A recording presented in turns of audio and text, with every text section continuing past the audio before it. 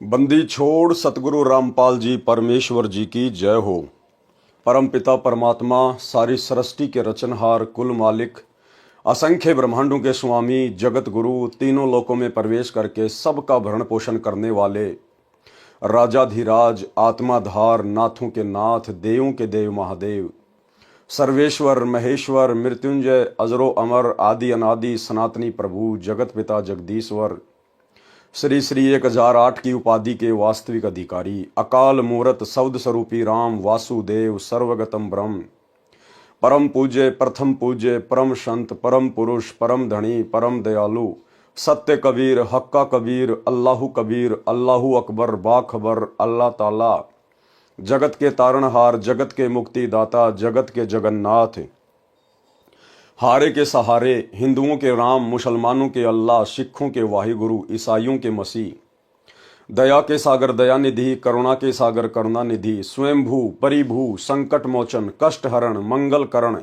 दुख भंजन अविगत कबीर निर्विकार निर्विषम परमात्मा अलय अलेख सतगुरु आदि अनादि सतगुरु असली मर्यादा पुरुषोत्तम असली राम असली कृष्ण असली घनश्याम असली मुरारी राजाओं के राजा महाराजाओं के महाराजा शहंशाहों के शहंशाह सम्राटों के सम्राट भगवानों के भगवान अल्लाहों के अल्लाह प्रभुओं के प्रभु मसीहाओं के मसीह सच्चे वाहिगुरु बाबाओं के बाबा पीरों के पीर सेठों के सेठ जगत सेठ सावड़सा सेठ सर्वगुण संपन्न अनंत कोटि कलाओं के स्वामी अनंत कोटि ब्रह्मांडों के नायक योगियों में महायोगी ध्यानियों में महाध्यानी सिद्धों में परम सिद्ध ज्ञानियों में तत्वज्ञानी ब्रह्म ज्ञानी महाज्ञानी परम ज्ञानी सर्वश्रेष्ठ ज्ञानी विज्ञानी युवा कबीर समरथ कबीर असमवात अमित ओजा सच्चे रहनुमा करीम अल्लाह सुभान अल्लाह दुनिया के अंतिम पैगंबर 8 सितंबर 1951 से गांव धनाना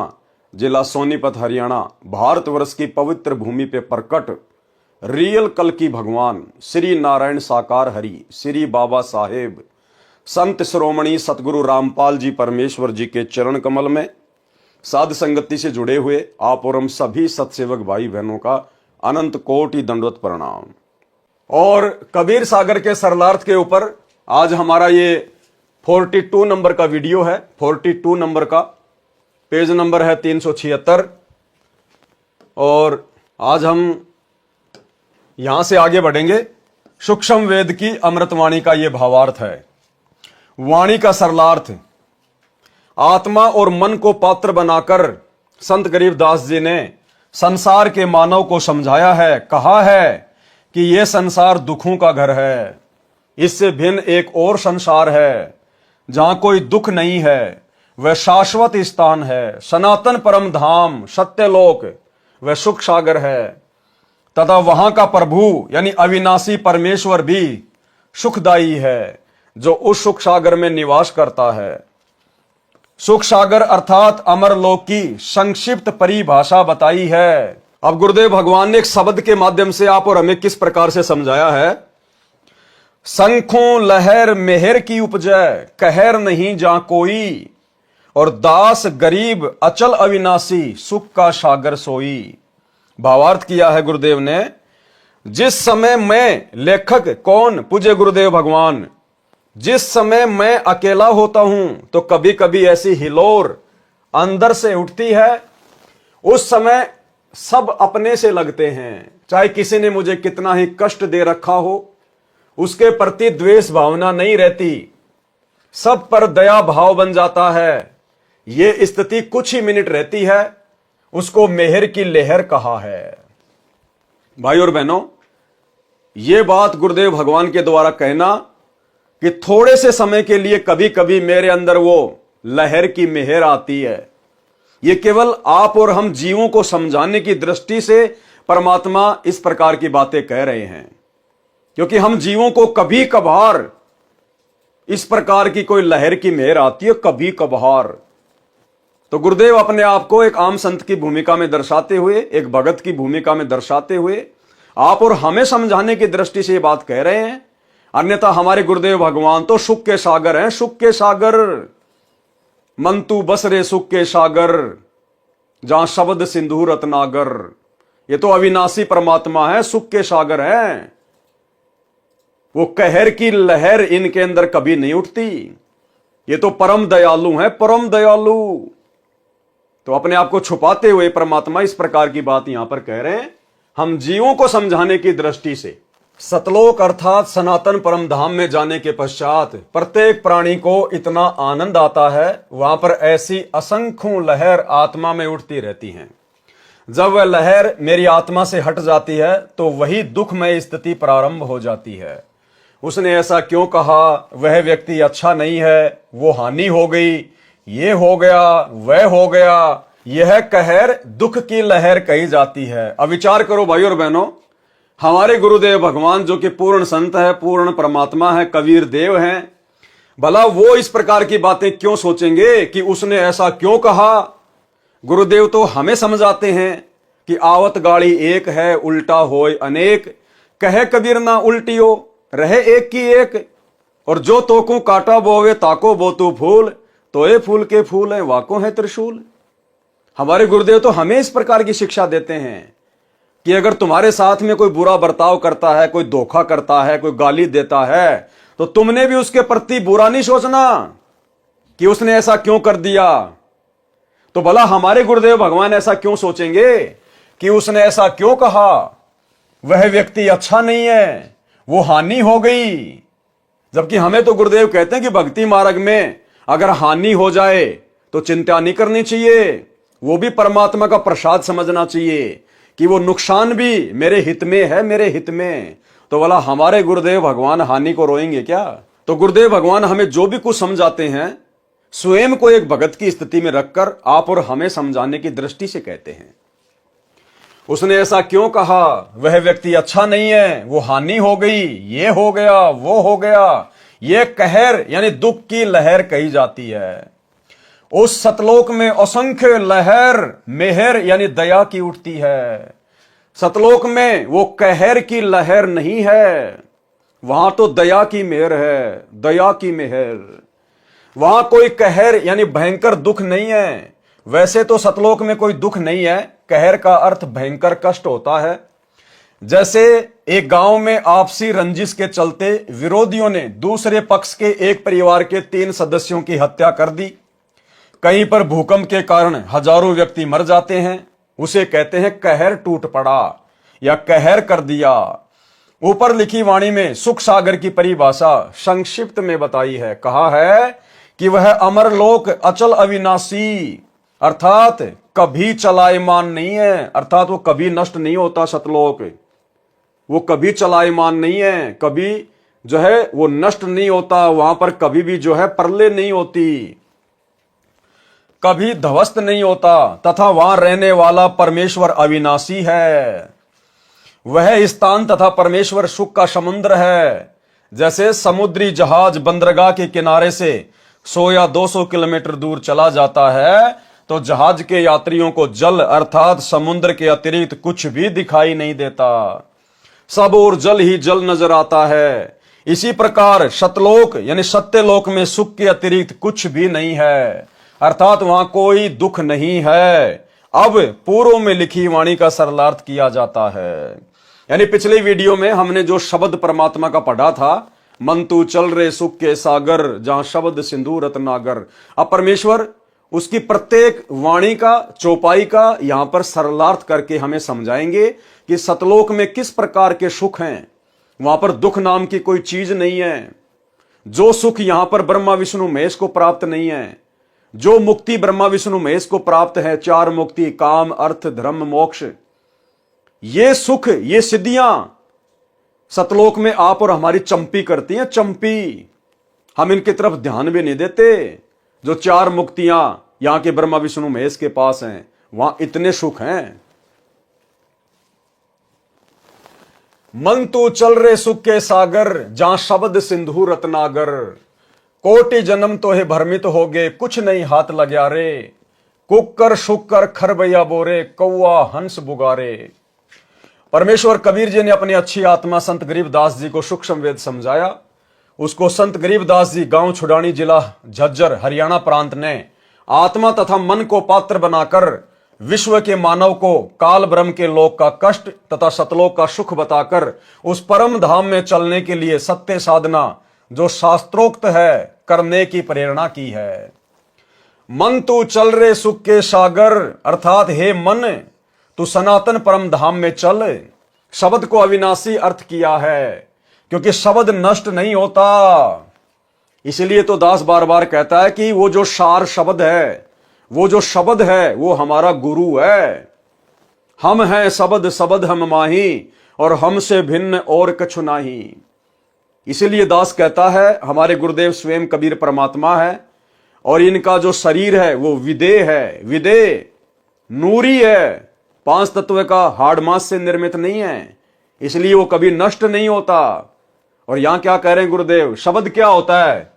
शब्द को अविनाशी अर्थ दिया है। अविनाशी क्योंकि शब्द नष्ट नहीं होता, इसलिए शब्द का अर्थ अविनाशीपन से है कि वह स्थान अमृतत्व का सिंधु अर्थात सागर है, और मोक्ष रूपी रतन का आगार अर्थात खान है।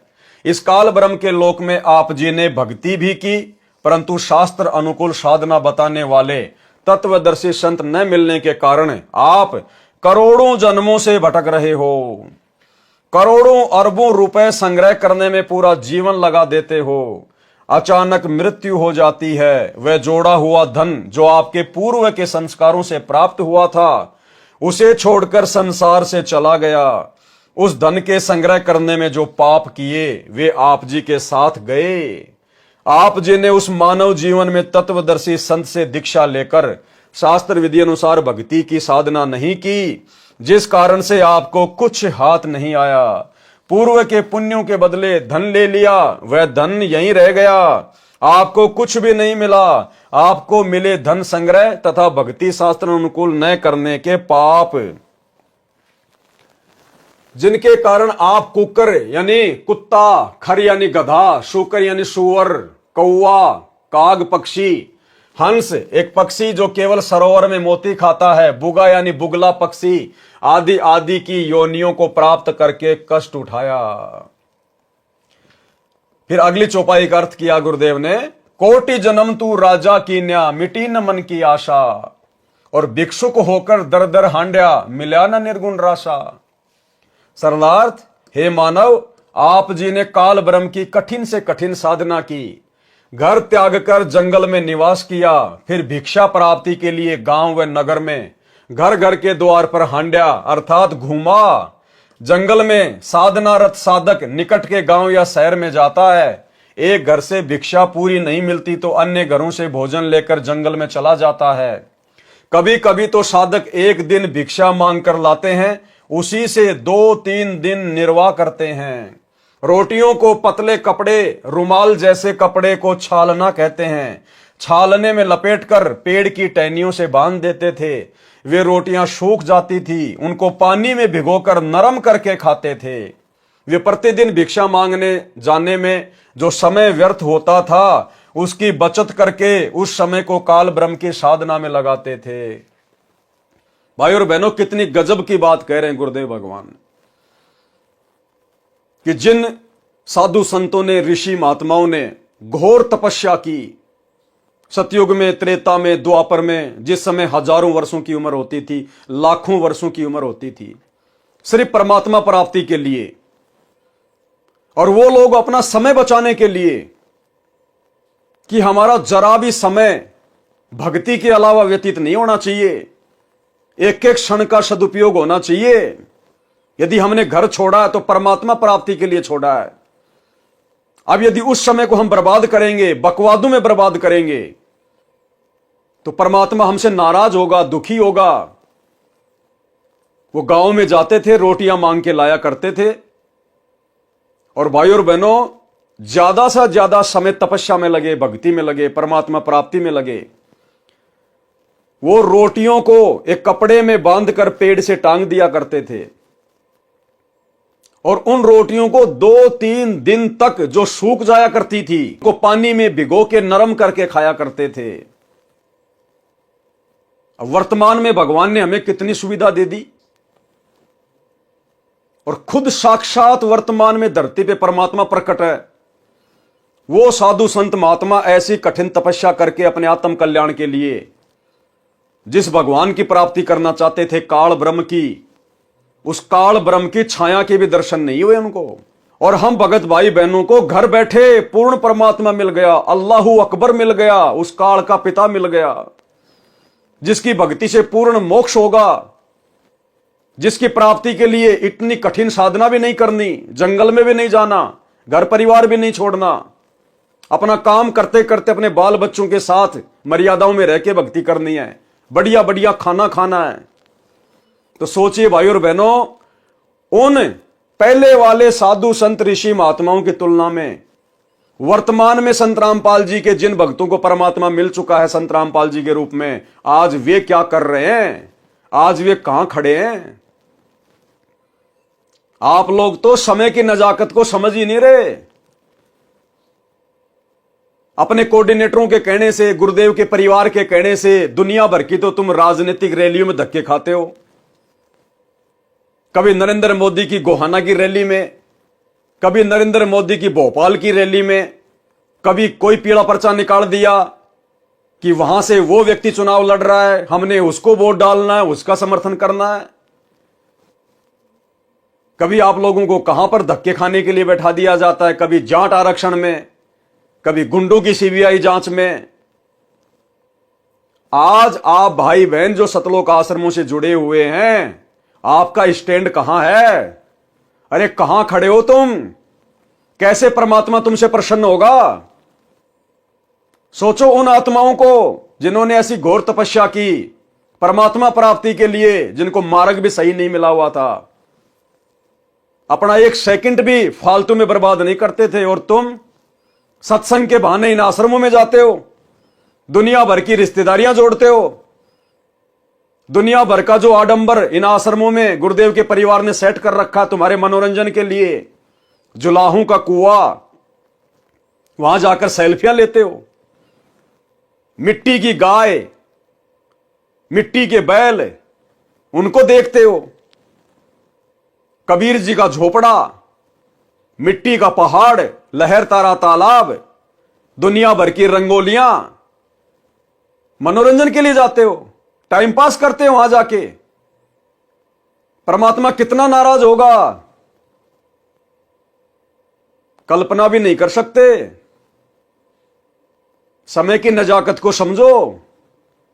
पूर्ण ब्रह्म परमात्मा, काल का भी बाप, धरती पे प्रकट है हमारे गुरुदेव भगवान के रूप में। अपना परम सौभाग्य समझो, जो बिन बुलाए मेहमान की तरह परमात्मा आ गया। आप और हमने कभी सपने में भी नहीं सोचा था इस भगवान और भक्ति के बारे में। इस भगवान ने आके हमारा हाथ पकड़ा है। अपनी नालायकी के चलते, अपनी अज्ञानता के चलते हाथ मत छुड़ाओ परमात्मा से। समय का सदुपयोग करो, ज्ञान को आधार बनाओ, साध संगति से जुड़े हुए भाई बहनों से शिक्षा लो। ड्रामेबाजी नहीं चलेगी। आने वाले समय में जिसकी मर्यादा होगी, जिसके पास भक्ति धन होगा, उसका बचाव होगा। रोटियों को पतले कपड़े, रुमाल जैसे कपड़े को छालना कहते हैं। छालने में लपेटकर पेड़ की टहनियों से बांध दिया करते थे। वे रोटियां सूख जाती थी, उनको पानी में भिगोकर नरम करके खाते थे। वे प्रतिदिन भिक्षा मांगने जाने में जो समय व्यर्थ होता था, उसकी बचत करके उस समय को काल ब्रह्म की साधना में लगाते थे। भावार्थ है कि जन्म मरण से छुटकारा पाने के लिए, अर्थात पूर्ण मोक्ष प्राप्ति के लिए वेदों में वर्णित विधि तथा लोक वेद से घोर तप करते थे। उनको तत्वदर्शी संत न मिलने के कारण निर्गुण रासा अर्थात गुप्त ज्ञान, जिसे तत्व ज्ञान कहते हैं, वह नहीं मिला। क्योंकि यजुर्वेद अध्याय 40 मंत्र 10 में तथा चारों वेदों का सारांश रूप श्रीमद् भगवत गीता अध्याय 4 श्लोक 32 तथा 34 में कहा है कि जो यज्ञों द्वारा अर्थात धार्मिक अनुष्ठानों का विस्तृत ज्ञान स्वयं सच्चिदानंद घन ब्रह्म अर्थात परम अक्षर ब्रह्म अपने मुख कमल से बोलकर सुनाता है, वह तत्व ज्ञान अर्थात सूक्ष्म वेद है। गीता ज्ञानदाता ब्रह्म ने कहा है कि उस तत्व ज्ञान को तू तत्व ज्ञानियों के पास जाकर समझ। उनको दंडवत प्रणाम करने से, नम्रता पूर्वक प्रश्न करने से ये परमात्म तत्व को भली भांति जानने वाले तत्वदर्शी संत तुझे तत्व ज्ञान का उपदेश करेंगे। अब भाई और बहनों, ये परमात्म तत्व को भली भांति कौन जान सकता है? ना तो 21 ब्रह्मांड का स्वामी ये काल जान सकता, ना 7 संख ब्रह्मांड का स्वामी अक्षर पुरुष जान सकता। इन दोनों भगवानों को भी कंप्लीट परमात्म तत्व नहीं है, पूर्ण तत्व ज्ञान नहीं है, तो भला संत रामपाल जी के पास कैसे आ गया?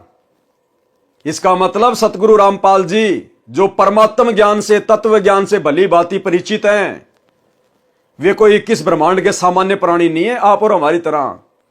वे आप और हमारी तरह कोई मां के गर्भ से जेर में लिपटकर जन्म लेकर नहीं आए। ये लीला परमात्मा हमारी चरम दृष्टि को धोखा देने के लिए कुछ भी करता है। ये स्वयंभू परमेश्वर है, स्वयं प्रकट होता है। सतगुरु रामपाल जी अर्थात इस कबीर परमात्मा को जन्म देने में दुनिया की कोई भी माता समर्थ नहीं है। ये गलती ना करना अपने गुरु जी को मानुष मान के उनका जन्मदिन मना के अवतरण दिवस के नाम पे 8 सितंबर को इन आश्रमों में। ये स्वयंभू परमेश्वर है। परमात्म तत्व को, तत्व ज्ञान को केवल परमात्मा ही जान सकता है। उस परमेश्वर के विषय में और किसी को यहां पर जानकारी नहीं होती, ना हो सकती। वो परमेश्वर स्वयं ही इस पृथ्वी पर मनुष्य रूप में प्रकट होता है, जिसको फिर तत्वदर्शी संत कहते हैं, जगत गुरु कहते हैं। तो अपने गुरु को हल्के में लेने की गलती ना करना, मानुष मानने की गलती ना करना। परमात्म तत्व को भली भांति जानने वाले तत्वदर्शी संत तुझे तत्व ज्ञान का उपदेश देंगे। इससे सिद्ध हुआ कि तत्व ज्ञान न वेदों में है और न ही गीता शास्त्र में। यदि होता तो एक अध्याय और बोल देता, कह देता कि तत्व ज्ञान उस अध्याय में पढ़ें। यानी वो तत्व ज्ञान, वो परमात्म ज्ञान ना चारों वेदों में, ना गीता जी में, ना मुसलमानों की चारों जो है वो कतेबों में। और वो ज्ञान सतगुरु रामपाल जी बता रहे हैं। तो कौन है सतगुरु रामपाल जी, जिनके पास दुनिया के समस्त धर्म ग्रंथों के अतिरिक्त वो वास्तविक ज्ञान है, मूल ज्ञान है, सार ज्ञान है। स्वयं परमेश्वर प्रकट है धरती पर।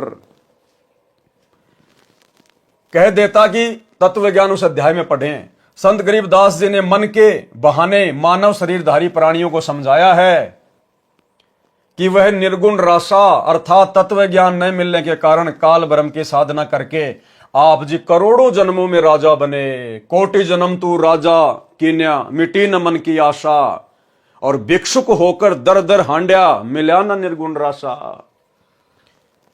वह निर्गुण रासा अर्थात तत्व ज्ञान न मिलने के कारण काल ब्रह्म की साधना करके आप जी करोड़ों जन्मों में राजा बने, फिर भी मन की इच्छा समाप्त नहीं हुई। क्योंकि राजा सोचता है कि स्वर्ग में सुख है, यहां राज में कोई सुख चैन नहीं है, शांति नहीं है।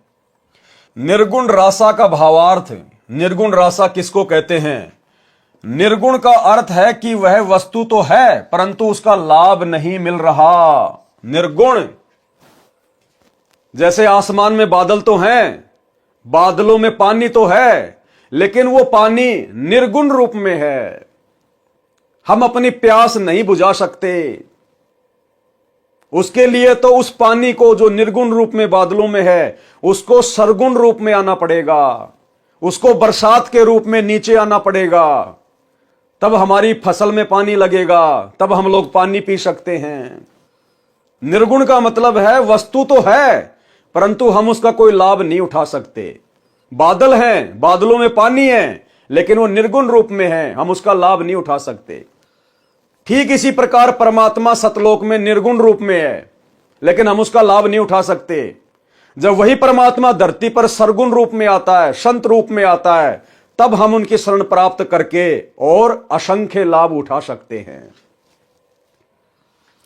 निर्गुण रासा का भावार्थ है, निर्गुण का अर्थ है कि वह वस्तु तो है परंतु उसका लाभ नहीं मिल सकता। वृक्ष के बीज में फल तथा वृक्ष निर्गुण रूप में है, उस बीज को मिट्टी में बीजकर सिंचाई करके वह सरगुण वस्तु वृक्ष को फल प्राप्त की जाती है।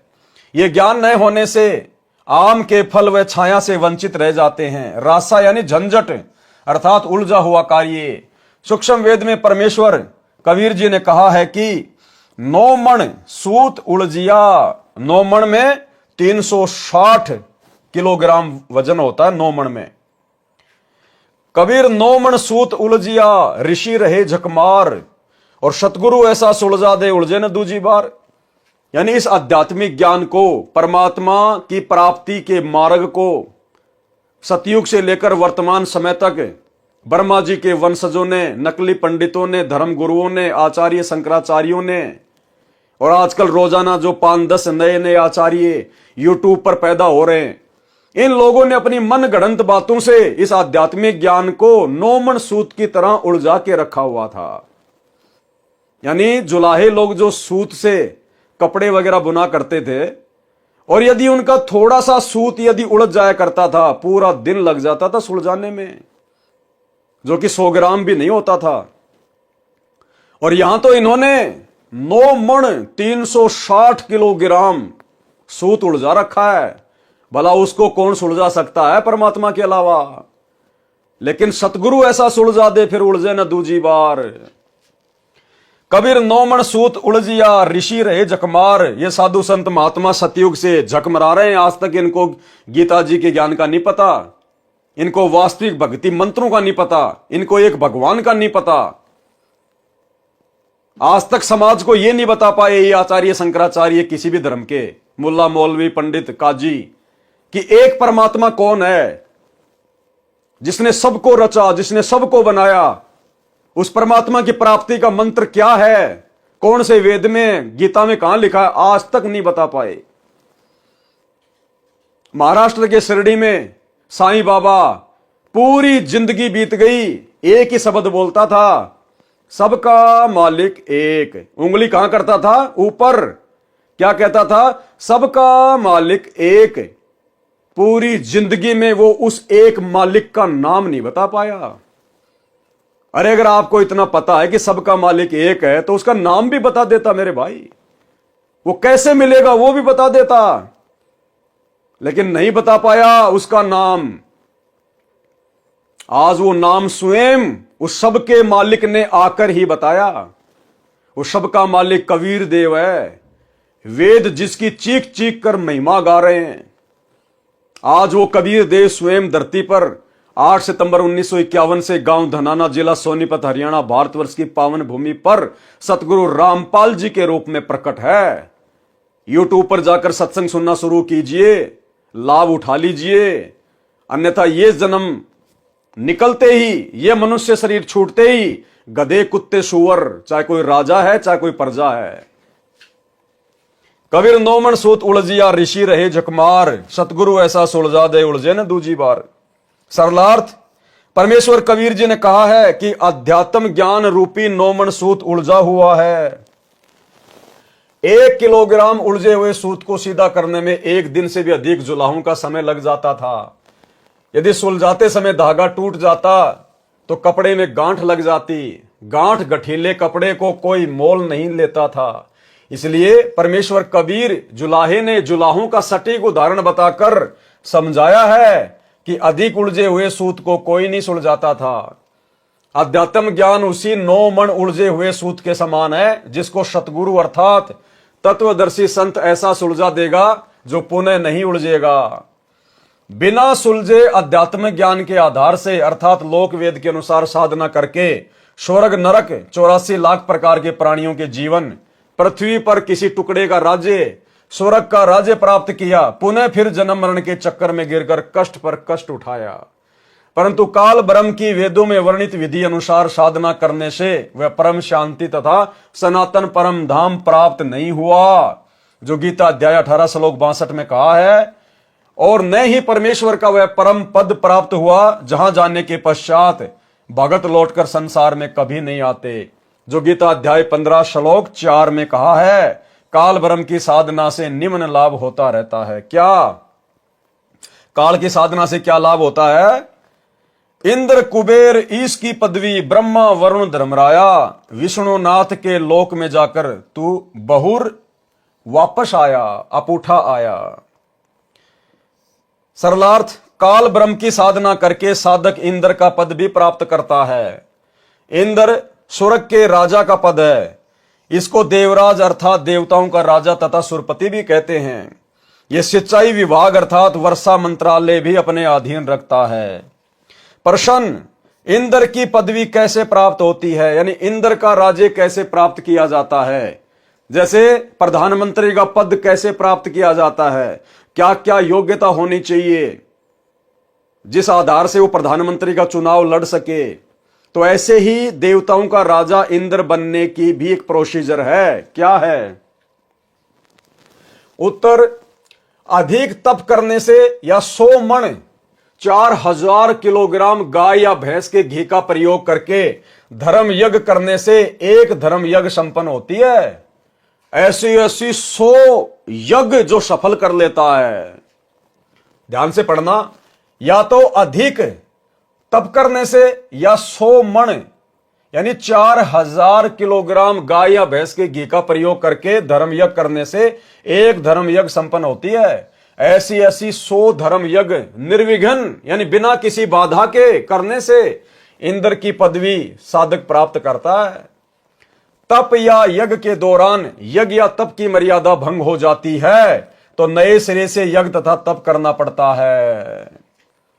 और यही सतगुरु रामपाल जी परमेश्वर जी की भक्ति में है। अगर इस भक्ति को सफल करना है तो जब एक छोटा सा इंद्र का पद, देवताओं का राजा, जिस पद को भोगने के बाद में इंद्र सीधा गधे की योनि में जाता है, एक हरि की भक्ति बिन राजा गधा होए और माटी लदे कुमार की घास न डालक होए। भला उस इंद्र की पदवी को प्राप्त करने की भी मर्यादा है। या तो अधिक से अधिक आपने तप करना पड़ेगा या आपने 100 यज्ञ करनी पड़ेंगी। और यदि 100 यज्ञ करते समय अगर बीच में किसी भी यज्ञ में कोई बाधा उत्पन्न हो गई, कोई मर्यादा खंडित हो गई, क्योंकि काल हर प्रकार से कोशिश करेगा, इंद्र हर प्रकार से कोशिश करता है, क्योंकि उसको पता है कि नीचे धरती पर मेरी इंद्र की पदवी प्राप्त करने योग्य कोई तप कर रहा है, कोई यज्ञ कर रहा है। ऊपर से वो अप्सराएं भेजेगा, वो अप्सराएं उसको अपने प्रेम जाल में फंसाएंगी। जैसे विश्वामित्र को फंसा लिया था, मार्कंडे ऋषि को फंसाने के लिए आई थी, या अन्य प्रकार से मर्यादा तुड़वाएगा, गुस्सा करवाएगा, कोई मारकाट करवाएगा। एक इंद्र की पदवी भी सहज में प्राप्त नहीं होने देता ये काल। और भाई और बहनों, हम तो सतलोक प्राप्ति की भक्ति कर रहे हैं। मर्यादाओं का किस कदर ध्यान रखना होगा, किस कदर काल कोशिश करेगा। और आप तो काल की गोद में बैठ के भक्ति कर रहे हो और अपने आप को सुरक्षित महसूस कर रहे हो। आप तो काल के द्वारा कुप्रेरणा करके संत रामपाल जी के परिवार के माध्यम से भक्तों की मर्यादा तुड़वाने के लिए जो जगह जगह सतलोक आश्रम बनवा दिए गए हैं, आप तो उन काल एजेंटों की गोद में बैठ के अपनी भक्ति सफल करने की सोच रहे हो। और आए दिन तुम्हारी मर्यादा तुड़वाई जा रही है। आपके दान धर्म का 1 करोड़ रुपया जाट भवन बनवाने में दिया जा रहा है। मर्यादा सुरक्षित रहे कहां गई तुम्हारी? राजनीति तुमसे करवा दी गई, स्टेडियम तुम्हारे पैसों से बनवा दिया गया, हॉस्पिटल का काम तुम्हारे पैसों से चल रहा है, आश्रमों में रक्तदान, दे दान, दुनिया भर की ड्रामेबाजी, गुंडों की सीबीआई जांच, 5-5 लाख रुपए राजपूत करणी सेना को देना। राजपूत करणी सेना वाले क्या करेंगे? शराब पिएंगे, मांस खाएंगे, बियर पिएंगे, हुक्का पिएंगे, राजनीति में लगाएंगे। हरियाणा के जाट आरक्षण में करोड़ों रुपया चंदे के रूप में तुम भक्तों का दे दिया गया। क्या करेंगे वो जाट? राजनीति में लगाएंगे, हुक्का पिएंगे, शराब पिएंगे। तुम्हारी मर्यादा है कहां सुरक्षित है? तुम्हें होश ही नहीं है तुम क्या कर रहे हो। और बात कर रहे हो तुम सतलोक जाने की। तुम तो इंद्र की पदवी भी प्राप्त करने के योग्य भक्ति नहीं कर रहे।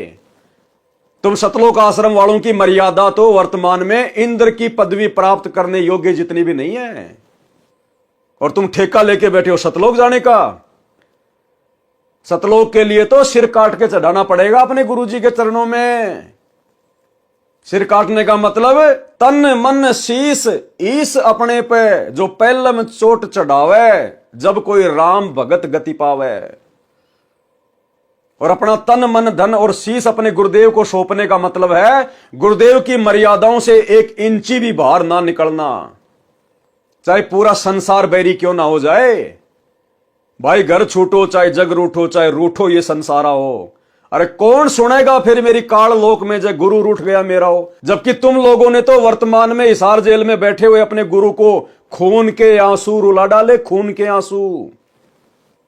हिसार जेल से आने वाली ऑडियो में रोजाना गुरु दुखी होकर तुम लोगों को डांटता है, धिक्कारता है कि अच्छे इंसान तो जगत वाले भी ऐसा नहीं करते जो तुम भगत कर रहे हो। कोऑर्डिनेटर बन गए तो तुम कोई खुदा बन गए क्या? अपनी माता बहनों के साथ में, गुरु बहनों के साथ में गंदी गंदी हरकतें करते हो। आए दिन तुम्हारा गुरु तुम्हें डांटता रहता है। कहां बैठे हो भाई साहब? तुम तो इंद्र के लोक में जाने के योग्य भी भक्ति नहीं कर पा रहे। क्या कह रहे हैं परमात्मा? ऐसी ऐसी 100 धर्म यज्ञ निर्विघ्न, निर्विघ्न यानी कोई किसी प्रकार की बाधा ना कर सके। ऐसी ऐसी 100 धर्म यज्ञ निर्विघ्न करने से इंद्र की पदवी साधक प्राप्त करता है। तप या यज्ञ के दौरान यज्ञ या तप की मर्यादा भंग हो जाती है तो नए सिरे से यज्ञ तथा तप करना पड़ता है। भाई दूसरा जन्म लेना पड़ेगा, नए सिरे से भक्ति शुरू करनी पड़ेगी। अब तुम लोग अपनी मर्यादाओं को इतना फाड़ चुके हो कि गुरुदेव भगवान के द्वारा टाके भी नहीं लगाए जा सकते। अर्थात तुम नाम भी इतनी बार शुद्ध करवा चुके हो कि अब तो शुद्धिकरण का ऑप्शन भी समाप्त हो चुका है। अब तो नए सिरे से जन्म लेना पड़ेगा, नए सिरे से जन्म। और भाई अगले जन्म में क्या होगा फिर वो तो अगला जन्म ही बताएगा। जब इस जन्म में तुम कोई तीर नहीं मार सके, अगले जन्म में भला क्या तुम तोप चलाओगे? सफल होने पर ही इंद्र की पदवी प्राप्त होती है।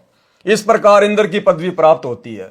प्रश्न, इंद्र का शासन काल कितना है? मृत्यु उपरांत इंद्र के पद को छोड़कर प्राणी किस योनि को प्राप्त करता है? उत्तर, इंद्र स्वर्ग के राजा के पद पर 72 चौकड़ी अर्थात 72 चतुर्युग तक बना रहता है। 72 चतुर्युग तक इंद्र का शासन काल होता है। 72 चतुर्युग क्या है? एक चतुर्युग होता है सतयुग, त्रेता, द्वापर, कलयुग। इन चारों युगों को मिलाकर एक चतुर्युग कहा जाता है। और एक चतुर्युग की आयु होती है 43,20,000 वर्ष। यानी सतयुग की शुरुआत से लेकर कलयुग के अंत तक चारों युगों का एक चतुर्युग का जो समय होता है वो होता है 43,20,000 वर्ष। ऐसे ऐसे 72 चतुर्युग तक इंद्र शासन करता है, शासन। और जब उसका शासनकाल पूरा हो जाता है या बीच में कोई दूसरा व्यक्ति इंद्र की गद्दी प्राप्त करने योग्य कोई तप कर लेता है, कोई यज्ञ कर लेता है, तो उस इंद्र को बीच में भी हटा दिया जाता है। इतने समय तक वो शासन करता है। इंद्र स्वर्ग के राजा के पद पर 72 चौकड़ी अर्थात 72 चतुर्युग तक बना रहता है। एक चतुर्युग में सतयुग, त्रेता, द्वापर तथा कलयुग का समय होता है, जो 17,28,000 यानी सतयुग का जो समय होता है वो होता है 17,28,000 का। 12,96,000 वर्ष का समय होता है त्रेता युग का। और 8,64,000 वर्ष का समय होता है द्वापर युग का। और 4,32,000 वर्ष का समय होता है कलयुग का। क्रमशः सतयुग, त्रेता, द्वापर, कलयुग का समय अर्थात 43,20,000 वर्ष का समय एक चतुर्युग में होता है। ऐसे ऐसे बने 72 चतुर्युग तक वह साधक इंद्र के पद पर स्वर्ग के राजा का सुख भोगता है। एक कल्प अर्थात ब्रह्मा जी के एक दिन में जो 1008 चतुर्युग का होता है। अब ब्रह्मा जी का तो एक दिन ही 1008 चतुर्युग का होता है। 14 जीव इंद्र के पद पर रहकर अपना किया पुण्य कर्म भोगते हैं। यानी ब्रह्मा जी के एक दिन में 14 इंद्र अपना शासनकाल पूरा करके मर जाते हैं। 14 जीव इंद्र के पद पर रहकर अपना किया पुण्य कर्म भोगते हैं। इंद्र के पद को भोगकर वे प्राणी गधे का जीवन प्राप्त करते हैं। इंद्र की, देवताओं के राजा की, जिसकी पूजा की जाती है, जिसकी महिमा की जाती है, सुरपति, वो जब अपना शासनकाल पूरा कर लेता है तो सीधा गधे की योनि में आता है धरती पर। कुम्हार के नीचे। फिर असहनीय कष्ट भोगता है, जितना सुख प्राप्त किया उससे कहीं ज्यादा फिर दुख भोगेगा यहां पर। इसलिए परमात्मा कहते हैं इंद्र का राज कागदा बिष्टा, कि भक्तों के लिए, जिनको तत्वदर्शी संत मिल गया, जिनको सतलोक का ज्ञान मिल गया, उन भक्तों के लिए तो इंद्र का राज्य भी ऐसा होना चाहिए जैसे कौवे की बीट थूक कर चलना चाहिए, नहीं चाहिए। कथा मार्कंडे ऋषि तथा अप्सरा का संवाद। एक समय बंगाल की खाड़ी में मार्कंडे ऋषि तप कर रहा था। इंद्र के पद पर विराजमान को यह शर्त होती है कि तेरे शासन काल में 72 चौगड़ी युग के दौरान यदि पृथ्वी पर कोई व्यक्ति इंद्र का पद प्राप्त करने योग्य तप या धर्म यज्ञ कर लेता है और उसकी क्रिया में कोई बाधा नहीं आती है, तो उस साधक को इंद्र का पद दे दिया जाता है और वर्तमान इंद्र से वह पद छीन लिया जाता है। इसलिए जहां तक संभव होता है इंद्र अपने शासन काल में किसी साधक या तप का धर्म यज्ञ पूर्ण नहीं होने देता, उसकी साधना में भंग करा देता है, चाहे कुछ भी करना पड़े। अब भाई और बहनों, वर्तमान में इंद्र को टेंशन हो रही है जबरदस्त तरीके से, क्योंकि इंद्र को इस बात का तो पता है नहीं कि आप और हम भगत भाई बहन सतलोक के लिए भक्ति कर रहे हैं। इंद्र के पद की तरफ तो हम थूकते भी नहीं, पीठ करके भी नहीं सोते। लेकिन इंद्र को थोड़ी इस बात का पता है। आप और हमें गुरुदेव भगवान ने जो भक्ति दे रखी है, जो 5 यज्ञ दे रखे हैं, इंद्र की गद्दी प्राप्त करने के लिए जो 100 यज्ञ करनी पड़ती है ना, उतने यज्ञ तो हम एक दिन में कर लेते हैं। एक दिन में हमें गुरुदेव ने 5 यज्ञ दे रखी है। एक यज्ञ ज्ञान की, यदि हम रोजाना 1 घंटा भी बैठकर ध्यान से सत्संग सुनते हैं, हमारी एक यज्ञ पूरी हो जाती है। आप और हम मात्र 1 घंटे अगर ध्यान से बैठकर सत्संग सुनते हैं, मर्यादा में रहकर, हमारी एक यज्ञ पूर्ण हो जाती है। दूसरी यज्ञ ध्यान की, यानी सत्संग को ध्यान से सुनना, मंत्रों को ध्यान से करना, आरती को मन लगा के करना, ध्यान से करना, वो होती है ध्यान यज्ञ। अपनी मर्यादाओं का ध्यान रखना, ध्यान यज्ञ, वो हमारा दूसरा यज्ञ हो गया। तीसरी यज्ञ हवन की। हम अपने घर पर प्रतिदिन गाय या भैंस के देसी घी से खड़ी बत्ती वाला दीपक जलाते हैं। रोजाना हमारा एक हवन यज्ञ बन रहा है। चौथी यज्ञ है दंडवत करना, प्रणाम यज्ञ। हम अपने गुरुदेव को दिन में कितनी बार दंडवत करते हैं? हर बार हमें एक यज्ञ का लाभ मिलता है। लेकिन मिलेगा किसको? हर किसी को नहीं मिलेगा कि नाम ले लिया, गुरुजी को दंडवत कर रहे हैं, यज्ञ हो गई। नहीं, आपको बार बार समझाया जाता है कि दंडवत यज्ञ का लाभ कैसे मिलेगा। जिस समय आप अपने गुरु को ही अपना इष्ट मानकर और शरीर के 8 अंगों सहित दंडवत प्रणाम करोगे। नित्य नियम में पढ़ते हो ना रोजाना, अष्ट अंग से दंडवत प्रणामा, संध्या प्रात करे निष्कामा। ये 8 अंग कौन कौन से हैं जो पृथ्वी से स्पर्श होना चाहिए? उसके बाद गुरु को ही अपना इष्ट मानना है। आपके गुरु के अलावा यदि आपके घर में किसी और की फोटो मिल गई, गरीबदास जी की, दादा गुरु जी की, पंडित चिदानंद जी की, दाढ़ी मूछ वाले नकली कबीर की, तो आपकी दंडवत, आपका हवन यज्ञ, आपका ज्ञान यज्ञ, आपका ध्यान यज्ञ कभी कंप्लीट नहीं हो सकता। आपने यदि अपने गुरु के रहते सहते अगर जून के महीने में दाढ़ी मूछ वाले नकली कबीर का कबीर प्रगट दिवस मना लिया, किसी आश्रम में जाके मना लिया, आपका कोई भी यज्ञ, 5 यज्ञ में कोई भी यज्ञ आपका सफल नहीं हो सकता। इसकी कंप्लीट जानकारी साथ संगति के वीडियो देखते रहिए, आपको मिल जाएगी। अनेकों बार वीडियो बनाकर आप लोगों को समझाया गया है।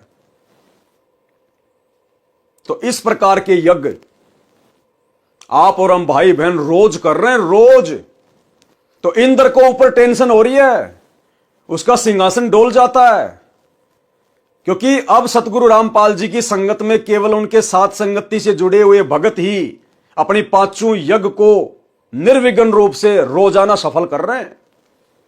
वास्तव में यदि संत रामपाल जी की संगत में किसी की यज्ञ सफल हो रही है तो केवल सत्सेवकों की, क्योंकि पूरी टर्म एंड कंडीशन के साथ में यदि कोई भक्ति कर रहा है, पांचों यज्ञ कर रहा है तो संत रामपाल जी के भगत साथ संगति से जुड़े हुए।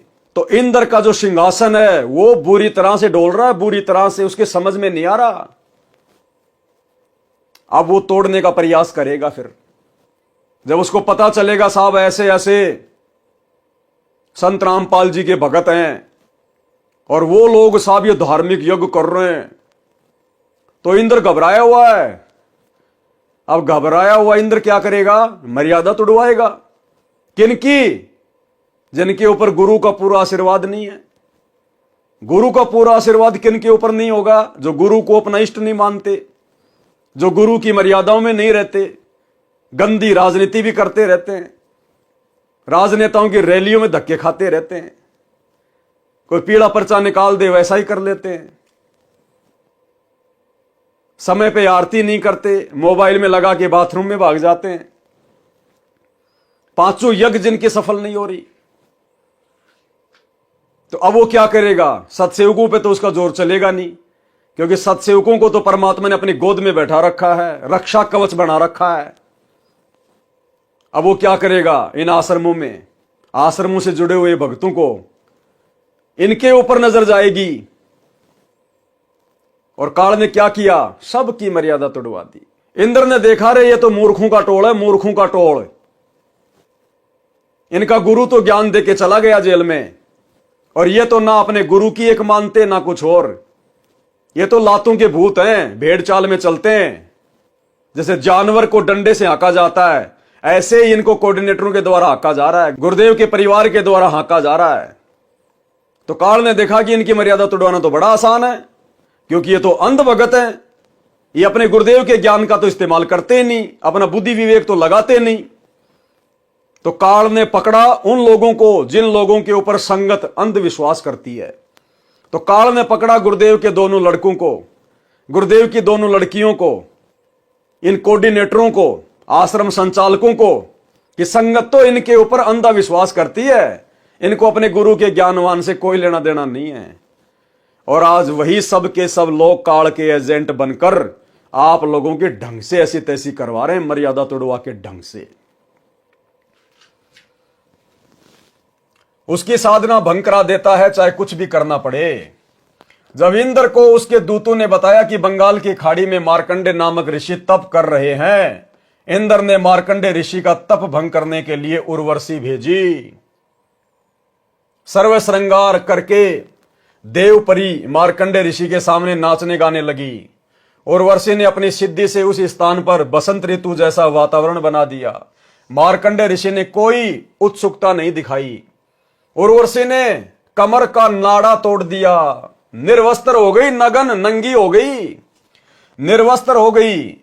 तब मार्कंडे ऋषि बोले, हे बेटी, हे बहन, हे माई, आप ये क्या कर रही हो? आप यहां गहरे जंगल में अकेली किस लिए आई हो? अब सोचिए भाई और बहना, कहां मार्कंडे ऋषि, कहां हम? वो काल की पूजा करने वाला, ओम नाम की कमाई करने वाला, वो भी इतना दृढ़ था। इंद्र की पत्नी आ गई जो कि सबसे सुंदर है, और अपनी कमर का नाड़ा तक तोड़ दिया, नंगी होके खड़ी हो गई सामने। जंगल के अन्य जो तपस्वी थे वो तो देख के ही वो तो हो गए फैल। और मार्कंडे ने कहा कि हे माई, हे बहन, ये बेटी तू क्या कर रही है? कपड़े पहन, क्यों आई यहां पर? और हम वर्तमान में संत रामपाल जी भगवान के भगत, और क्या हालत हो रही है? अपनी ही गुरु बहनों को नहीं छोड़ रहे। सतलोक आश्रमों में अपने खुद की गुरु बहनों को भी नहीं छोड़ रहे, उनके ऊपर भी कुदृष्टि डाल रहे हैं, गंदी दृष्टि डाल रहे हैं। मैं नहीं कह रहा, खुद संत रामपाल जी कह रहे हैं कि मेरे पास जेल में ऐसी ऐसी भी शिकायतें आती हैं कि माता बहनों को गंदे गंदे मैसेज भी करते हैं। अब जो गंदे गंदे मैसेज करेगा वो और क्या क्या गंदे गंदे काम करता होगा। और गुरुदेव कह रहे हैं ऐसे दुष्ट ना तो कोऑर्डिनेटर के लायक है और ना भगत कहलाने के लायक है। सुन लो अपने गुरुदेव के मुख कमल से। विचार करना होगा कि हम कौन है, कहां से आए। आपस में खेचातानी रखते हो अभी भी भगत हो गए। अच्छे इंसान तो जगत वाले भी ना करते ऐसा जैसे भगत कर रही है। अच्छे इंसान तो जगत वाले गुनाह करते हैं, ऐसा जैसे भगत कर रहे हैं। अच्छे इंसान तो जगत वाले गुनाह करते हैं, ऐसा जैसे भगत कर रहे हैं। किसी को छोटी सी सेवा दे देते, कोऑर्डिनेटर बना दिया, वो ने सोचा मैं खुदा बन गया। अरे इतना शिक्षा तो बने, मजदूर बनो सीखो, मजदूर। और कई देखा है कि कोऑर्डिनेटर या जिसकी जो भी व्यवस्था लगाई जाए तो व्यवहार भी ठीक नहीं करते, धमकान लग जाते, फुरकान लग जाते। और कुछ ऐसी भी शिकायतें आई हैं जो बहन बेटियों के साथ गलत मैसेज भी डालते हैं। तो वो दुष्ट लोग ना तो कोऑर्डिनेटर के योग्य है, ना वो भगत के योग्य। और कुछ ऐसी भी शिकायतें आई हैं जो बहन बेटियों के साथ गलत मैसेज भी डालते हैं। तो वो दुष्ट लोग ना तो कोऑर्डिनेटर के योग्य है, ना वो भगत के योग्य। और कुछ ऐसी भी शिकायतें आई हैं जो बहन बेटियों के साथ गलत मैसेज भी डालते हैं। तो वो दुष्ट लोग ना तो कोऑर्डिनेटर के योग्य है, ना वो भगत के योग्य। तो ऐसा तो संगत माई कुसंगत उपजेगी, और ऐसी कुसंगत होगी फिर हम रखेंगे नहीं उसको खेत में। किसान उस कुबाड़ को पाड़ कर खेत तो बाहर फेंक देता है, तो उसको आप मिशन से निकाल दिया जाया करेगा। सुधर जाओ, एक के नहीं सुनी जाया करती, दिशात्मक शिक्षा दी जाती है, अमल कर लो इन पे। कर्म बतेरे फोड़ लिए, इस ज्ञान का असर क्या हुआ? थोड़ा सा सुख होते फिर पक्के एजेंट काल के बन जाते, बकवाद वही करनी, भगवान से दूर हो जाना। थोड़ा सा सुख होते फिर पक्के एजेंट काल के बन जाते, बकवाद वही करनी, भगवान से दूर हो जाना। थोड़ा सा सुख होते फिर पक्के एजेंट काल के बन जाते, बकवाद वही करनी, भगवान से दूर हो जाना। तो भाइयों और बहनों, कहां तो मार्कंडे ऋषि और कहां हमारे सतलोक आश्रमों से जुड़े हुए सतगुरु रामपाल जी के तत्वज्ञानी भगत, ये कोऑर्डिनेटर। यानी गुरु को सार्वजनिक तौर पर सत्संग में यह बात बोलनी पड़ रही है कि आश्रमों में किस कदर गंदगी फैली हुई है, किस कदर काल ने अपनी गंदगी फैला रखी है। आप यहां गहरे जंगल में अकेली किस लिए आई? उर्वशी ने कहा कि ऋषि जी, मेरे रूप को देखकर इस अरण्य खंड यानी बनखंड के सर्व साधक यानी भगत अपना संतुलन खो गए, परंतु आप डगमग नहीं हुए। न जाने आपकी समाधि कहां थी। कृपया आप मेरे साथ इंद्रलोक में चलो, नहीं तो मुझे सजा मिलेगी कि तू हार कर आ गई।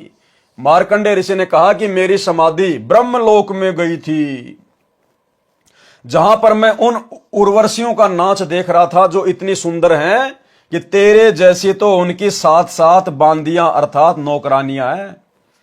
इसलिए मैं तेरे को क्या देखता, तेरे पर क्या आसक्त होता। यदि तेरे से कोई सुंदर हो तो उसे ले आ। तब देवपरी ने कहा कि इंद्र की पटरानी अर्थात मुख्य पत्नी मैं ही हूं, मुझसे सुंदर स्वर्ग में कोई औरत नहीं है। तब मार्कंडे ऋषि ने पूछा कि इंद्र की मृत्यु होगी तब तू क्या करेगी? उर्वशी ने उत्तर दिया कि मैं 14 इंद्र भोगूंगी, यानी मैं 14 इंद्रों की पत्नी बनी रहूंगी। इंद्र मर गया फिर दूसरा इंद्र आएगा, लेकिन उनकी जो पत्नी है वही आत्मा बनी रहेगी जब तक 14 इंद्र अपना शासन भोग के नहीं जालेंगे। इतनी लंबी आयु है इंद्र की औरत की। भावार्थ है कि श्री ब्रह्मा जी के एक दिन में 1008 चतुर्युग होते हैं, जिसमें 72 चतुर्युग का शासनकाल पूरा करके 14 इंद्र मृत्यु को प्राप्त होते हैं। इंद्र की रानी वाली आत्मा ने किसी मानव जन्म में इतने अत्यधिक पुण्य किए थे जिस कारण से वह 14 इंद्रों की पटरानी बनकर स्वर्ग सुख तथा पुरुष सुख को भोगेगी। मार्कंडे ऋषि ने कहा कि वे 14 इंद्र भी मरेंगे तब तू क्या करेगी? उर्वशी ने कहा कि फिर मैं मृत्यु लोक में गधी बनाई जाऊंगी और जितने इंद्र मेरे पति होंगे वे भी पृथ्वी पर गधे की योनि प्राप्त करेंगे। मार्कंडे ऋषि बोले कि फिर मुझे ऐसे लोक में क्यों ले जा रही थी जिसका राजा गधा बनेगा और रानी गधी की योनि प्राप्त करेगी? उर्वशी बोली कि अपनी इज्जत रखने के लिए, नहीं तो वे कहेंगे कि तू हार कर आ गई। मार्कंडे ऋषि ने कहा कि गधियों की कैसी इज्जत है, तू वर्तमान में भी गधी है क्योंकि तू 14 खत्म करेगी और मृत्यु उपरांत तू स्वयं स्वीकार कर रही है कि मैं गधी बनूंगी। मार्कंडे पुराण में साफ साफ लिखा हुआ, साफ साफ। विधान अनुसार अपना इंद्र का राज्य मार्कंडेय ऋषि को देने के लिए वहीं पर इंद्र आ गया। अब इंद्र ने देखा भाई मार्कंडेय ऋषि तो सफल हो गया, तेरी जो इंद्राणी है वो तो हार गई, अब उसको राज्य देना पड़ेगा। तो इंद्र स्वयं चलकर आ गया वहां पर और कहा कि ऋषि जी हम हारे और आप जीते, आप इंद्र की पदवी स्वीकार करें। मार्कंडेय ऋषि बोले अरे अरे इंद्र की पदवी मेरे किसी काम की नहीं, मेरे लिए तो काग यानी कौवे की बीट के समान है। मार्कंडेय ऋषि ने इंद्र से फिर कहा कि तू मेरे बताए अनुसार साधना कर, तेरे को ब्रह्मलोक ले चलूंगा, इस इंद्र के राज्य को छोड़ दे। इंद्र ने कहा कि हे ऋषि जी अब तो मुझे मौज मस्ती करने दो, फिर कभी देखूंगा। और यही सतगुरु रामपाल जी के परिवार ने, उनके बेटा बेटियों ने, इन स्टेट कोऑर्डिनेटर ने सोच रखा है कि अभी तो मौज करने दो। संगत थूक रही है, ज्योति पाठ और दान के नाम पे थूक रही है, अभी तो हमें चाटने में आनंद आ रहा है, अभी तो हमें ऐश करने दो, मौज मस्ती करने दो, राजनीति करने दो, समाज वालों से भाईचारा निभाने दो। संगत थूक रही है, हम चाट रहे हैं, आनंद आ रहा है। पाठक जनों विचार करो, इंद्र को पता है कि मृत्यु के उपरांत गधे का जीवन मिलेगा, फिर भी उस क्षणिक सुख को त्यागना नहीं चाहता। कहा कि फिर कभी देखूंगा। फिर कब देखेगा? गधा बनने के पश्चात तो कुमार देखेगा कितना वजन गधे की कमर पर रखना है, कहां से डंडा मारना है।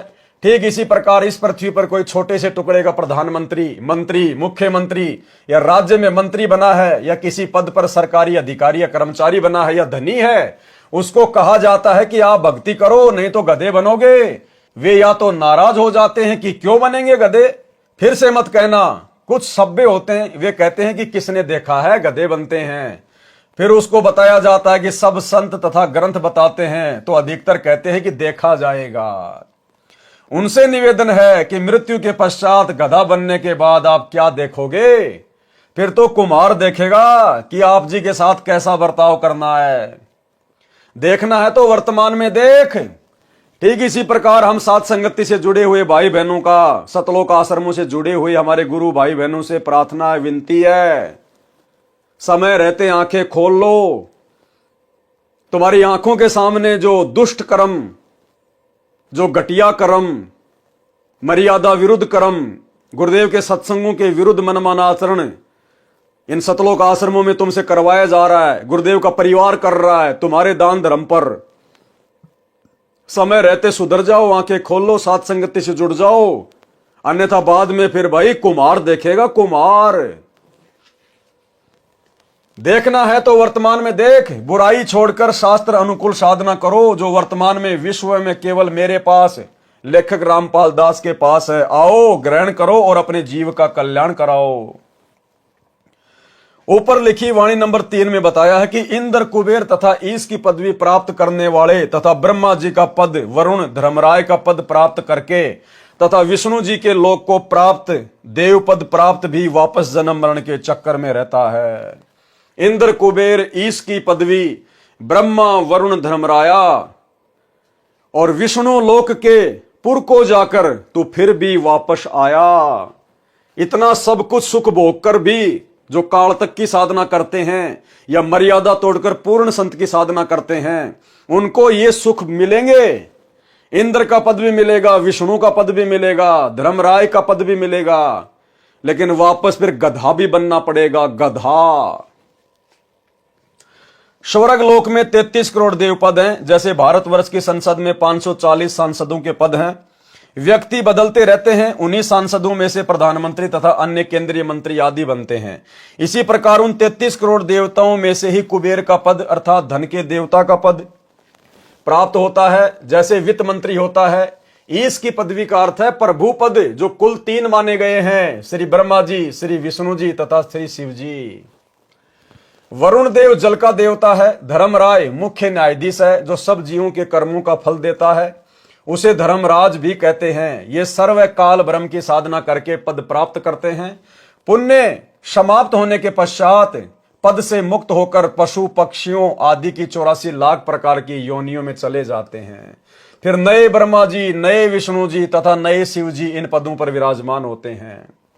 उपरोक्त सर्व देवता जन्मते मरते हैं, ये अविनाशी नहीं है। इनकी स्थिति आप जी को सृष्टि रचना अध्याय में इसी पुस्तक में स्पष्ट होगी कि ये कितने भगवान हैं, कितने प्रभु हैं, किसके पुत्र हैं तथा कौन इनकी माता जी है। अन्य प्रमाण श्री देवी पुराण सचित्र मोटा टाइप केवल हिंदी, गीता प्रेस गोरखपुर से प्रकाशित के 3रे स्कंद में पेज नंबर 123 पर लिखा है कि तुम शुद्ध स्वरूपा हो। यानी विष्णु जी अपनी माता दुर्गा से प्रार्थना कर रहे हैं कि तुम शुद्ध स्वरूपा हो, ये सारा संसार आप ही से उद्भासित हो रहा है। मैं यानी विष्णु, ब्रह्मा और शंकर आपकी कृपा से विद्यमान है। हमारा तो आविर्भाव यानी जन्म तथा तिरोभाव अर्थात मृत्यु हुआ करता है, यानी हम तो जन्मते और मरते हैं। आप प्रकृति देवी हैं। शंकर भगवान बोले कि हे देवी, यदि विष्णु के पश्चात उत्पन्न होने वाले ब्रह्मा आपसे उत्पन्न हुए तो क्या मैं तमोगुणी लीला करने वाला शंकर क्या आपकी संतान नहीं हुआ? अर्थात मुझे भी उत्पन्न करने वाले तुम ही हो। हम तो केवल नियमित कार्य ही कर सकते हैं, यानी जैसा आप हमें आदेशित करती हो हम तो केवल वही कर सकते हैं। अर्थात जिसके भाग्य में जो लिखा है हम वही प्रदान कर सकते हैं, न अत्यधिक कर सकते हैं न कम कर सकते हैं। पाठक जनों, इस श्री देवी पुराण के उल्लेख से स्पष्ट हुआ कि श्री ब्रह्मा जी, श्री विष्णु जी तथा श्री शंकर जी नासवान हैं। इनकी माता जी का नाम श्री देवी दुर्गा है। अधिक जानकारी आप सृष्टि रचना अध्याय से ग्रहण करेंगे जो इसी पुस्तक में लिखी है। ये प्रधान देवता हैं, अन्य इनके निम्न स्तर के देव हैं। ये सर्व जन्मते मरते हैं। अविनाशी राम यानी अविनाशी परमात्मा ये नहीं है। श्रीमद् भगवद गीता अध्याय 10 श्लोक 2 में लिखा है कि गीता ज्ञानदाता काल ब्रह्म ने कहा है कि मेरी उत्पत्ति को न तो देवता जानते हैं न ही महर्षि जन जानते, क्योंकि इन सब का आदि कारण मैं ही हूं, अर्थात ये सर्व मेरे से उत्पन्न है। गीता अध्याय 14 श्लोक 3 में गीता ज्ञानदाता ने कहा कि हे अर्जुन, मेरी प्रकृति अर्थात दुर्गा तो गर्भ धारण करती है, मैं उसके गर्भ में बीज स्थापित करता हूं, यानी पति पत्नी व्यवहार करता हूं, जिससे सर्व प्राणियों की उत्पत्ति होती है। गीता अध्याय 14 श्लोक 4 में गीता ज्ञानदाता ने कहा कि हे अर्जुन, नाना प्रकार की सब योनियों में जितने शरीरधारी मूर्तियां उत्पन्न होती हैं, प्रकृति यानी दुर्गा तो उन सबकी गर्भ धारण करने वाली माता है। अहम ब्रह्म यानी मैं ब्रह्म यानी काल बीज स्थापित करने वाला पिता हूं। गीता अध्याय 14 श्लोक 5 गीता ज्ञानदाता ने स्पष्ट किया है कि हे अर्जुन, सत्व गुण श्री विष्णु जी, रजगुण श्री ब्रह्मा जी तथा तमगुण श्री शिव जी, ये प्रकृति अर्थात दुर्गा देवी से उत्पन्न तीनों देवता अर्थात तीनों गुण अविनाशी जीव आत्मा को कर्मों के अनुसार शरीर में बांधते हैं। उपरोक्त परमाणु से स्पष्ट हुआ कि उपरोक्त देवता नाशवान है तथा काल ब्रह्म के पुत्र हैं। प्रसंग चल रहा है कि वाणी संख्या 3 का सरलार्थ इंद्र कुबेर ईश अर्थात ब्रह्मा विष्णु शिव तक को प्राप्त करके तथा वरुण धर्मराय की पदवी तथा श्री विष्णुनाथ के लोक को प्राप्त करके भी जन्म मरण के चक्कर में रहते हैं। मार्कंडे ऋषि जी ब्रह्म साधना कर रहे थे, यानी काल की साधना कर रहे थे, उसी को सर्वोत्तम मान रहे थे। इसलिए इंद्र को कह रहे थे कि आजा, तेरे को ब्रह्म साधना का ज्ञान कराऊं। ब्रह्मलोक की तुलना में स्वर्ग का राज्य लापसी यानी बिना देसी घी से बना भोजन जो हलवे जैसा दिखाई देता है की तुलना के जैसे कव्वे की भीट है। पाठक जनों, सत्यलोक को हलवा जानो। आप जी ने ब्रह्म साधना करने वाले श्री चुनक ऋषि, श्री दुर्वासा ऋषि तथा कपिल मुनि की दशा जान ली। उनकी साधना को गीता ज्ञानदाता ने गीता अध्याय 7 श्लोक 18 में अनुत्तम अर्थात घटिया बताया है।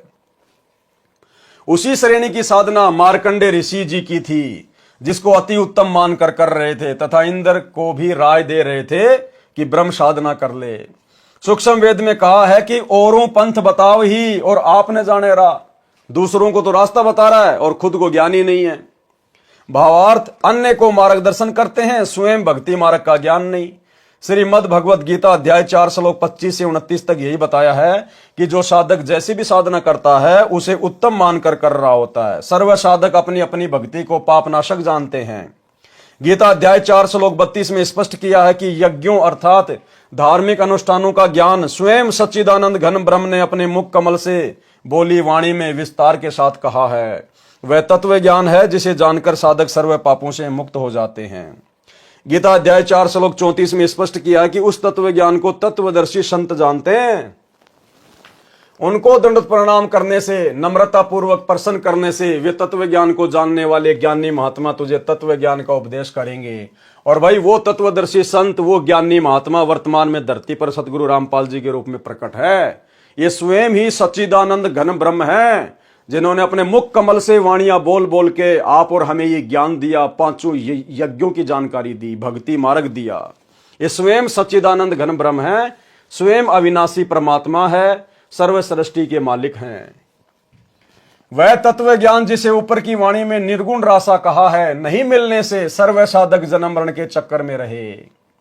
मार्कंडे ऋषि ब्रह्म साधना कर रहा था। श्रीमद् भगवद गीता अध्याय 8 श्लोक 16 में कहा है कि ब्रह्म लोक में गए साधक भी पुनरावर्ती अर्थात बार बार जन्म मरण के चक्कर में रहते हैं। यानी 21 ब्रह्मांड की सर्वोत्तम साधना है काल साधना, ब्रह्म साधना। गीता अध्याय 8 श्लोक नंबर 13 में उस काल का मंत्र है, ओम इति एक अक्षरम ब्रह्म व्यवहारण माम अनुशमरण ये प्रयाति तजम देयम सयाति प्रमाम गतम। ओम नाम की साधना करके और घोर तप करके साधक कहां जाता है? ब्रह्मलोक में, जो 21 ब्रह्मांड की सर्वश्रेष्ठ उपलब्धि है, यानी 7 स्टार होटल। उस ब्रह्मलोक में जाने के बाद भी जब तक उसकी भक्ति कमाई है, वो तप की कमाई है, ओम नाम की कमाई है, तब तक वो मौज करेगा। फिर उसके बाद वो नीचे 84 लाख योनियों में गधे कुत्ते के शरीरों में डाला जाएगा। तो ये तो यहां के काल की, ब्रह्मा विष्णु महेश के पिताजी की, दुर्गा के पति की, जो 21 ब्रह्मांड का नकली भगवान है, ये उसकी साधना का परिणाम है। तो बताइए फिर साधक क्या करेगा? औरों की साधना करके हम कैसे अविनाशी हो सकते हैं? हम कैसे सुख सागर में जा सकते हैं? तो केवल एकमात्र सतगुरु रामपाल जी की भक्ति, तत्वदर्शी संत सतगुरु रामपाल जी, जो कि स्वयं कबीर परमात्मा है। कबीर परमात्मा स्वयं ही तत्वदर्शी संत की भूमिका निभाते हैं। जगत गुरु संत रामपाल जी, जगत गुरु की भूमिका केवल परमात्मा निभाता है कबीर जी। जाति हमारी जगत गुरु परमेश्वर है पंत, गरीबदास लिखित पढ़े मेरा नाम निरंजन कंत। जगत गुरु जो पूरे संसार को ज्ञान दे, पूरे जगत को ज्ञान दे। और भाई पूरे जगत का ज्ञान, पूरी सृष्टि का ज्ञान केवल परमेश्वर को हो सकता, किसी और को नहीं। तो संत रामपाल जी स्वयं वो परमेश्वर हैं, जगत गुरु हैं। इनकी भक्ति से सदा सदा के लिए हमारा जन्म मरण समाप्त होगा। वाणी संख्या 4, असंख्य जन्म तो हे मर्त्या होंगे, जीवित क्यों न मरे रे। और 12 मध्य मैल मठ बोरे, बहुर न दे धरे रे। सरलार्थ, हे मानव तू अनंत बार जन्म और मर चुका है, सत्य साधना कर तथा जीवित मर। जीवित मरने का तात्पर्य है कि भगत को ज्ञान हो जाता है कि इस संसार की प्रत्येक वस्तु अस्थायी है। यह शरीर भी स्थायी नहीं है, जन्म मृत्यु का बखेड़ा भी भयंकर है। इस संसार में दुख के अतिरिक्त कुछ नहीं है। मानव शरीर प्राप्त करके मोक्ष प्राप्त नहीं किया तो पशु जैसा जीवन जिया।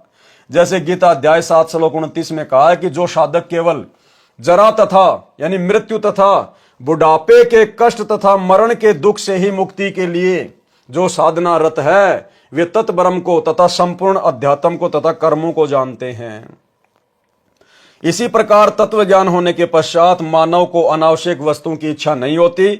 तंबाकू, शराब, मांस सेवन नहीं करता। नाच गाना मूर्खों का काम लगता है। जैसा भोजन मिल जाए उसी में संतुष्ट रहता है। आत्म कल्याण कराने के लिए साधक विचार करता है कि यदि मैं सत्संग में नहीं जाऊंगा तो गुरुजी के दर्शन नहीं कर पाऊंगा। सत्संग विचार न सुनने से मन फिर से विकार करने लगेगा। वह साधक सर्व कार्य छोड़कर सत्संग सुनने के लिए चल पड़ता है। वह विचार करता है कि हम प्रतिदिन सुनते हैं तथा देखते हैं कि छोटे छोटे बच्चों को छोड़कर पिता संसार से चला जाता है, मर जाता है। बड़े बड़े पूंजीपति दुर्घटना में मर जाते हैं। सर्व संपत्ति जो सारे जीवन में जोड़ी थी उसे छोड़कर चले जाते हैं, दोबारा उस संपत्ति को संभालने नहीं आते। मृत्यु से पहले एक दिन भी कार्य छोड़ने का दिल नहीं करता था, अब स्थायी यानी परमानेंट कार्य छूट गया। एक भगत सत्संग में जाने लगा, दीक्षा ले ली, ज्ञान सुना और भक्ति करने लगा। अपने मित्र से भी सत्संग में चलने तथा भक्ति करने के लिए प्रार्थना की, परंतु दोस्त नहीं माना। कह देता कि कार्य से फुर्सत नहीं है, छोटे छोटे बच्चे हैं, इनका पालन पोषण भी करना है। काम छोड़कर सत्संग में जाने लगा तो सारा धंधा चौपट हो जाएगा। वह सत्संग में जाने वाला भगत जब भी सत्संग में चलने के लिए अपने मित्र से कहता तो वह यही कहता कि अभी काम से फुर्सत नहीं है। 1 साल पश्चात उस मित्र की मृत्यु हो गई। उसकी अर्थी उठाकर नगरवासी चले, साथ साथ सैकड़ों नगर मोहल्ले के व्यक्ति भी साथ साथ चले। सब बोल रहे थे कि राम नाम सत्य है, सत्य बोले गत है। भगत कह रहा था कि राम नाम तो सत्य है, परंतु आज भाई को फुर्सत है। नगरवासी कह रहे थे कि सत्य बोल भाई, सत्य बोले गत है। भगत कह रहा था कि आज भाई को फुर्सत है। अन्य व्यक्ति उस भगत से कहने लगे कि ऐसे मत बोल, इसके घर वाले बुरा मानेंगे। भगत ने कहा कि मैं तो ऐसे ही बोलूंगा।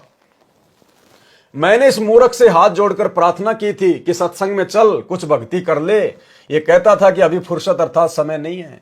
आज इसको परमानेंट फुर्सत है। छोटे छोटे बच्चे भी छोड़ चला, जिनके पालन पोषण का बहाना करके परमात्मा से दूर रहा। भक्ति करता तो खाली हाथ नहीं जाता, कुछ भक्ति धन लेकर जाता। बच्चों का पालन पोषण परमात्मा करता है। भक्ति करने से साधक की आयु भी परमात्मा बढ़ा देता है। भगत जन ऐसा विचार करके भक्ति करते हैं, कार्य त्याग कर सत्संग सुनने जाते हैं।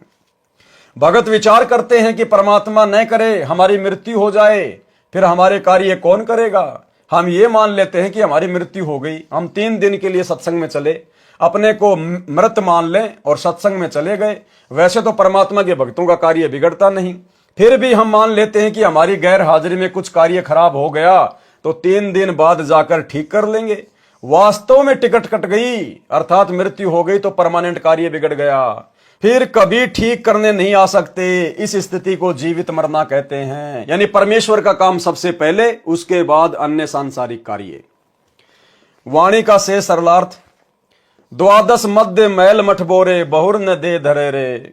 सरलार्थ श्रीमद् भगवद गीता अध्याय 15 श्लोक 4 में कहा है कि तत्व ज्ञान की प्राप्ति के पश्चात परमेश्वर के उस परम पद की खोज करनी चाहिए जहां जाने के पश्चात साधक लौटकर संसार में कभी नहीं आते, अर्थात उनका पुनर्जन्म नहीं होता, वे फिर देह धारण नहीं करते। सूक्ष्म वेद की ये वाणी ये स्पष्ट कर रही है कि वह परम धाम द्वादश अर्थात 12वें द्वार को पार करके उस परम धाम में जाया जाता है। आज तक सर्व ऋषि महर्षि संत मंडलेश्वर केवल 10 द्वार बताया करते, परंतु परमेश्वर कबीर जी ने अपने स्थान को प्राप्त कराने का सत्य मार्ग, सत्य स्थान स्वयं ही बताया है। उन्होंने 12वां द्वार बताया है। तो भाई सतयुग से लेकर वर्तमान कलयुग तक ये 12वें द्वार की जानकारी संत रामपाल जी के अलावा धरती पर किसी ने भी किसी को नहीं दी। तो कौन हुए संत रामपाल जी? स्वयं कबीर परमात्मा।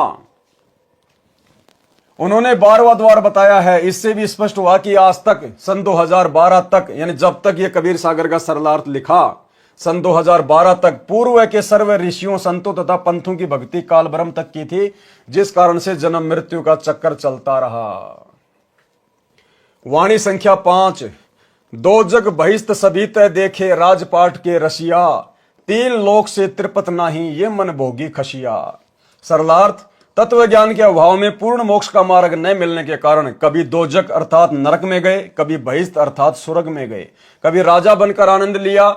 यदि इस मानव को 3 लोक का राज्य भी दे दे तो भी तृप्ति नहीं होती। उदाहरण, यदि कोई गांव का सरपंच बन जाता है तो वह इच्छा करता है कि विधायक बने तो मौज हो जाए, विधायक इच्छा करता है कि मंत्री बनूं तो बात कुछ अलग हो जाएगी, मंत्री बनकर इच्छा करता है कि मुख्यमंत्री बनूं तो पूरी चौधर महिमा हो जाएगी, आनंद ही न्यारा होगा, सारे प्रांत पर कमांड चलेगी। मुख्यमंत्री बनने के पश्चात प्रबल इच्छा होती है कि प्रधानमंत्री बनूं तो जीवन की सफलता है। तब तक जीवन लीला समाप्त हो जाएगी, फिर गधा बनकर कुम्हार के लट खा रहा होगा। इसलिए तत्व ज्ञान में समझाया है कि काल ब्रह्म द्वारा बनाई स्वर्ग नरक तथा राजपाट प्राप्ति की भूल भुलैया में सारा जीवन व्यर्थ कर दिया। एक अब्राहिम सुल्तान अधम नाम का बलक शहर का राजा था। वह पूर्व जन्म का बहुत अच्छा भगत था, परंतु वर्तमान के ऐश्वर्य में मस्त होकर परमात्मा को भूल चुका था।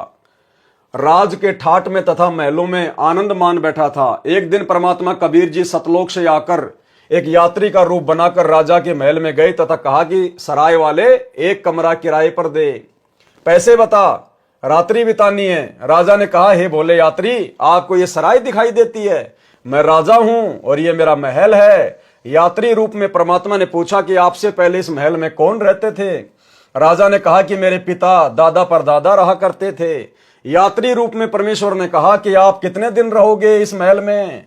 राजा ने कहा कि 1 दिन मैं भी चला जाऊंगा इन्हें छोड़कर। परमेश्वर बोले कि यह सराय अर्थात धर्मशाला नहीं तो क्या है, यह सराय है। जैसे तेरे बाप दादा गए ऐसे ही तू चला जाएगा, इसलिए मैंने महल को धर्मशाला बताया है। राजा को वास्तविकता का ज्ञान हुआ, संसार की इच्छा त्याग कर आत्म कल्याण करवाया, सदा रहने वाला सुख तथा अमर जीवन प्राप्त करने के लिए दीक्षा ली और आजीवन भक्ति की, अपना मानव जीवन सफल किया। वाणी संख्या 6। सतगुरु मिले तो इच्छा मेटे, पद मिल पदे समाना, चल हंसा उस लोक पठाऊं जो आदि अमर स्थाना। सरलार्थ, यदि तत्वदर्शी संत सतगुरु मिले तो उपरोक्त ज्ञान बताकर काल ब्रह्म के लोक की सर्व वस्तुओं से तथा पदों से इच्छा समाप्त करके पद मिले पदे समाना। इसमें एक पद का अर्थ है पद्धति अर्थात शास्त्र विधि अनुसार साधना, वे ऑफ वर्शिप। दूसरे पद का अर्थ है अमरलोक अर्थात स्थान। सतगुरु साधना करवाकर परमेश्वर के उस परम पद की प्राप्ति करवा देता है, जहां जाने के पश्चात फिर लौटकर संसार में कभी नहीं आते। हे भगत, चल तुझे उस लोक में भेज दूं जो आदि अमर स्थान है, अर्थात गीता अध्याय 18 श्लोक 62 में वर्णित सनातन परम धाम है, जहां परम शांति है। वाणी संख्या 7। चार मुक्ति जहां चंपी करती माया हो रही दासी, दास गरीब अभय पद पर से मिले राम अविनाशी। सरलार्थ, उस सनातन परम धाम में परम शांति तथा अत्यधिक सुख है। काल ब्रह्म के लोक में चार मुक्ति मानी जाती हैं, जिनको प्राप्त करके साधक अपने को धन्य मानता है, परंतु वे स्थायी नहीं है। कुछ समय उपरांत पुण्य समाप्त होते ही फिर 84 लाख प्रकार की योनियों में कष्ट उठाता है, परंतु उस सतलोक में चारों मुक्ति वाला सुख सदा बना रहेगा। माया आपकी नौकरानी बनकर रहेगी।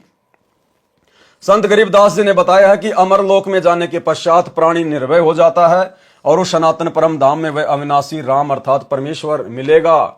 इसलिए पूर्ण मोक्ष के लिए शास्त्र अनुकूल भक्ति करनी चाहिए, जिससे उस परमात्मा तक जाया जा सकता है। उपरोक्त वाणी तथा पूर्वोक्त विवरण से स्पष्ट हुआ कि श्री ब्रह्मा जी, श्री विष्णु जी तथा शिव जी और इनके पिता काल ब्रह्म अर्थात क्षर पुरुष व अक्षर पुरुष सर्व राम अर्थात प्रभु नाशवान है। केवल परम अक्षर ब्रह्म ही अविनाशी राम अर्थात प्रभु है। उस परमेश्वर की भक्ति से ही परम शांति तथा सनातन परम धाम अर्थात पूर्ण मोक्ष प्राप्त होगा, जहां पर चार मुक्ति का सुख सदा बना रहेगा। माया अर्थात सर्व सुख सुविधाएं साधक के नौकर की तरह हाजिर रहती हैं। सूक्ष्म वेद में कहा है कि कबीर माया दासी संत की उबे दे आशीष, विलसी और लातू छड़ी सुमर सुमर जगदीश। भावार्थ, सर्व सुख सुविधाएं धन से होती हैं, वह धन शास्त्र विधि अनुसार भक्ति करने वाले संत भगत की भक्ति का अन्न उद्देशित उत्पाद बायो प्रोडक्ट होता है। जैसे जिसने गेहूं की फसल बीजी तो उसका उद्देश्य गेहूं का अन्न प्राप्त करना है, परंतु भूस अर्थात चारा भी अवश्य प्राप्त होता है। चारा तूड़ा गेहूं के अन्न का अन्न उद्देशित उत्पाद बायो प्रोडक्ट है। इसी प्रकार सत्य साधना करने वाले को अपने आप धन माया मिलती है, साधक उसको भोगता है, वह चरणों में पड़ी रहती है, अर्थात धन का अभाव नहीं रहता, परंतु आवश्यकता से अधिक प्राप्त रहती है। परमेश्वर की भक्ति करके माया का भी आनंद भगत संत प्राप्त करते हैं तथा पूर्ण मोक्ष भी प्राप्त करते हैं। कबीर सागर के अध्याय आत्मबोध का सारांश संपूर्ण हुआ। सत साहे। तो भाई और बहनों, आज के वीडियो में केवल इतना ही, गुरुदेव भगवान के आशीर्वाद से। और कल रात्रि 8 बजे सभी भाई बहन फिर से दास के Facebook page Pawan Das is live के ऊपर लाइव जुड़ेंगे, एक नए वीडियो के साथ में, एक नई आध्यात्मिक जानकारी के साथ में। गुरुदेव भगवान आप और हमारे ऊपर जिस प्रकार से दया कर रहे हैं, अपने कर कमल से लिखित पुस्तकों के ऊपर वीडियो बनवा रहे हैं, आप और हम भाई बहनों ने प्रत्येक वीडियो से कुछ न कुछ शिक्षा लेकर अपने जीवन में लागू करना है।